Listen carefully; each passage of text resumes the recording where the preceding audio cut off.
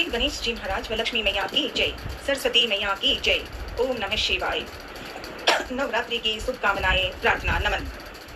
चतुर्थ कुसमांडा, माँ दुर्गा जी के चौथे स्वरूप का नाम कुसमांडा है। जय माँ कामाख्या, जय माँ दधिमती। आज बृहस्पतिवार है। बृहस्पति जी की जय, बृहस्पति जी की जय। माँ लक्ष्मी विष्णु भगवान की जय। मनन और मनन प्रार्थना। श्री कृष्ण गोविंदे हरे मुरारे, हे नाथ नारायण वासुदेवा। श्री कृष्ण गोविंदे हरे मुरारे, हे नाथ नारायण वासुदेवा। सर्वमंगल मांगल्ये शिरे सर्वार्थ साधिके, शरण्ये त्र्यंबके गौरी नारायणी नमोस्तुते। ओम नमः शिवाय बोले, ओम नमः शिवाय। सालासर बालाजी परशनियों पावन धाम कामाख्या मंदिर शुक्लेश्वर भोलेनाथ की जय। लाडले हनुमान जी दादू जी, सुंदरकांड पे 1-2 पल समझा देना, साथ रहना, लाडले सदा साथ रहना। श्री राम जय राम, श्री राम जय जय राम। ओम नमः शिवाय। लाडले हनुमान जी, मनन और मनन प्रार्थना सिखा देना। कल विभीषण की बातें देखी। रावण के छोटे भाई विभीषण कितने पवित्र। अपने ही भाई को, रावण को सब बातें कही, पर रावण कुछ मानना नहीं चाहता था। विभीषण जी ने कहा भी कि सुबुद्धि और कुबुद्धि सबके हृदय में रहती है। जहाँ सुबुद्धि है वहाँ नाना प्रकार की संपदाएं सुख की स्थिति होती है, रहती है, और जहाँ कुबुद्धि है वहाँ परिणाम में विपत्ति दुख रहती है। लेकिन रावण ने कुछ माना नहीं। पुनः ओम नमः शिवाय।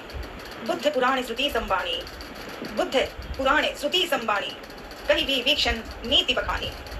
विभीषण जी ने पंडितों, पुराणों और वेदों द्वारा सम्मत अनुमोदित वाणी से नीति बखान कर कही, पर उसे सुनते ही रावण क्रोधित होकर उठा और बोला कि रे दुष्ट, अब मृत्यु तेरे निकट आ गई है। रावण कह रहा है छोटे भाई विभीषण को, अब मृत्यु तेरे निकट आ गई है। अरे मूर्ख, तू जीता तो है सदा मेरा जिलाया हुआ, अर्थात मेरे ही अन्न से पल रहा है, पर हे मूढ़, पक्ष तुझे शत्रु का ही अच्छा लगता है।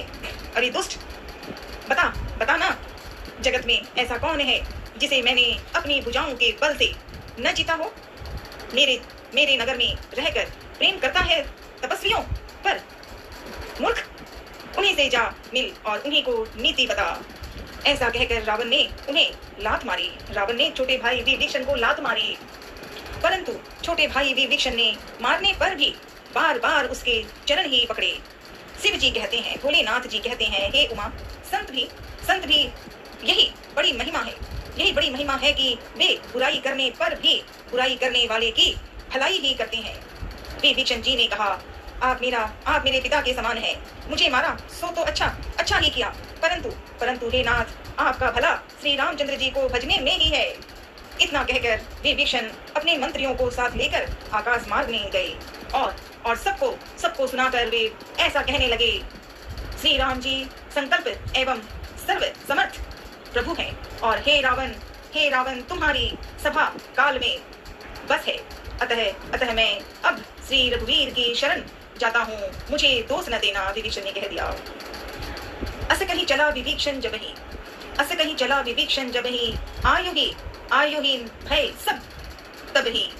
ऐसा कहकर विभीषण जी जो ही चले त्यों ही सब राक्षस आयुहीन हो गए, उनकी मृत्यु निश्चित हो गई। शिव जी कहते हैं, भोलेनाथ कहते हैं, हे भवानी, साधु का अपमान तुरंत ही संपूर्ण कल्याण की हानि नाश कर देता है। रावण ने जिस क्षण विभीषण को त्यागा, उसी क्षण वह अभागा वैभव ऐश्वर्य से हीन हो गया। विभीषण जी हर्षित होकर मन में अनेकों मनोरथ करते हुए श्री रघुनाथ जी के पास चले।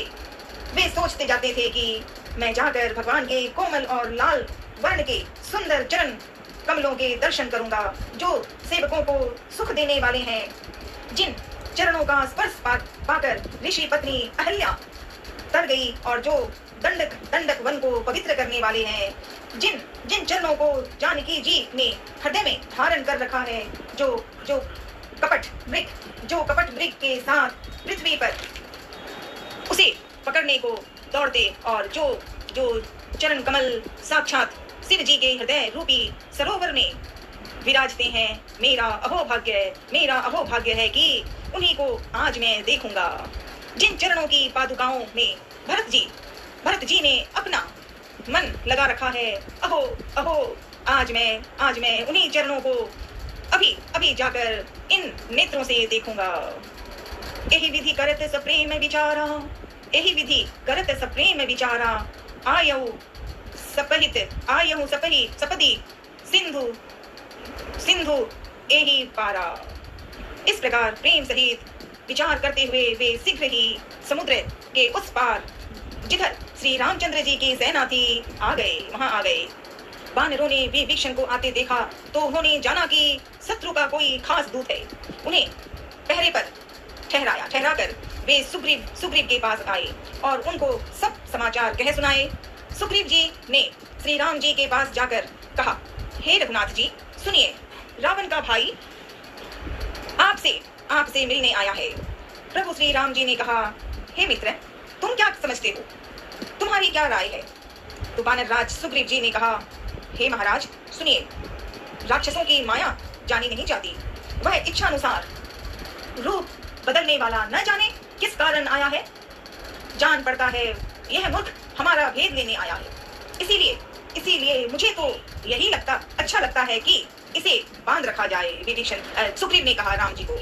श्री राम जी ने कहा, हे मित्र, तुमने नीति तो अच्छी विचारी, परंतु मेरा प्रण तो है कि शरणागत के भय को हर लेना। प्रभु के वचन सुनकर हनुमान जी हर्षित हुए और मन ही मन कहने लगे, हनुमान जी ने मन ही मन में कहने लगे कि भगवान कैसे शरणागत वत्सल, शरण में आए हुए पर पिता की भांति प्रेम करने वाले हैं। श्री राम जी फिर बोले, जो मनुष्य अपने अहित का अनुमान करके शरण में आए हुए का त्याग कर रहे हैं, वे पामर क्षुद्ध हैं, पापमय हैं। उन्हें देखने में भी हानि है, पाप लगता है। कोटि विप्र बदलाग ही जाहु, आए शरण तजहु न आए शरण तजहु नहीं ताऊ। जिसे करोड़ों ब्राह्मणों की हत्या लगी हो, शरण में आने पर मैं उसे भी नहीं त्यागता। जीव जो ही मेरे सम्मुख होता है, त्यों ही उसको करोड़ों जन्मों के पाप नष्ट हो जाते हैं। पापी का यह सहज स्वभाव होता है कि मेरा भजन उसे कभी नहीं सुहाता। यदि वह रावण का छोटा भाई विभीषण निश्चित ही दुष्ट हृदय का होता तो क्या वह मेरे सम्मुख आ सकता था? जो मनुष्य निर्मल मन का होता है, वही मुझे पाता है। मुझे कपट और छल छिद्र नहीं सुहाते।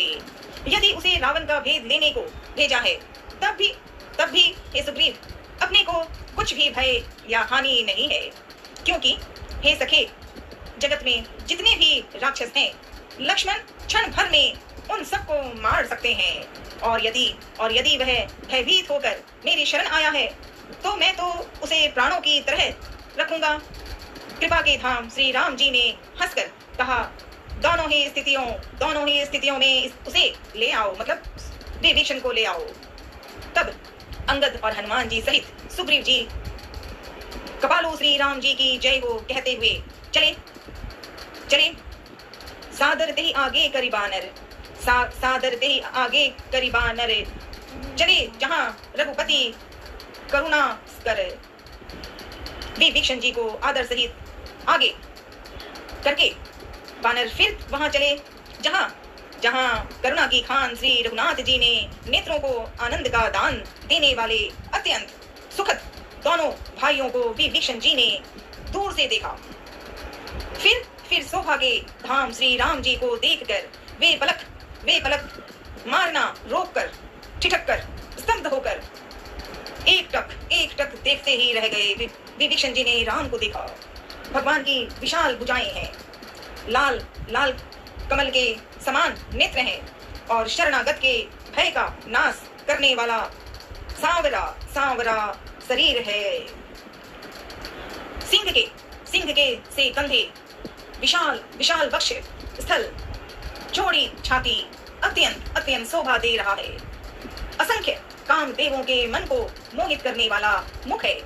भगवान के स्वरूप को देखकर विभीषण जी के नेत्रों में जल भर आया और शरीर अत्यंत पुलकित हो गया। फिर मन में धीरज धरकर उन्होंने कोमल वचन कहे, हे नाथ हे नाथ, मैं 10 मुख रावण का छोटा भाई हूँ। हे देवताओं के रक्षक, मेरा जन्म राक्षस कुल में हुआ है। मेरा तामसी शरीर है, स्वभाव से भी मुझे पाप प्रिय है।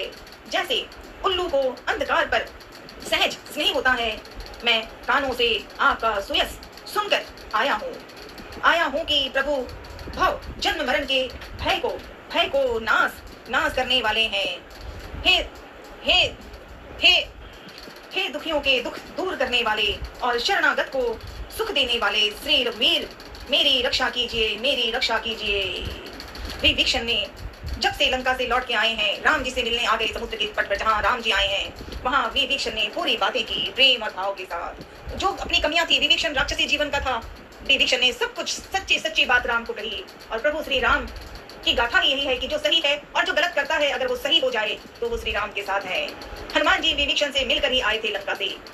कहने को राक्षसी जीवन था, रावण था, राक्षसियों की बहुत ही लोग थे वहां के, लेकिन उसी लंका में पवित्र जमीन थी, तुलसी के पौधे चमके हुए थे, भगवान के नाम के लिए राम की आवाज थी। ये सब बातों को सुनकर हनुमान जी ने पहचान लिया था कि है तो लंका राक्षसी जीवन यहाँ बहुत है, लेकिन ये ईश्वर का नाम है। तुलसी के पौधे चमक रहे हैं, धनुष्वान की वहाँ पे आवाज दिख रही है, जरूर ये कोई जो भी है उनको पहचानूंगा। और हनुमान जी मिले थे और परिचय हुआ था हनुमान जी और विभीषण का। सुंदरकांड पे और सिखाना लाडले हनुमान। हालांकि मुझे नहीं आता, बीच में तो और ही उलटती हूँ। समझा देना। नवरात्रि का उत्सव है, नवरात्रि आज चतुर्थ। माँ को बारंबार नमन।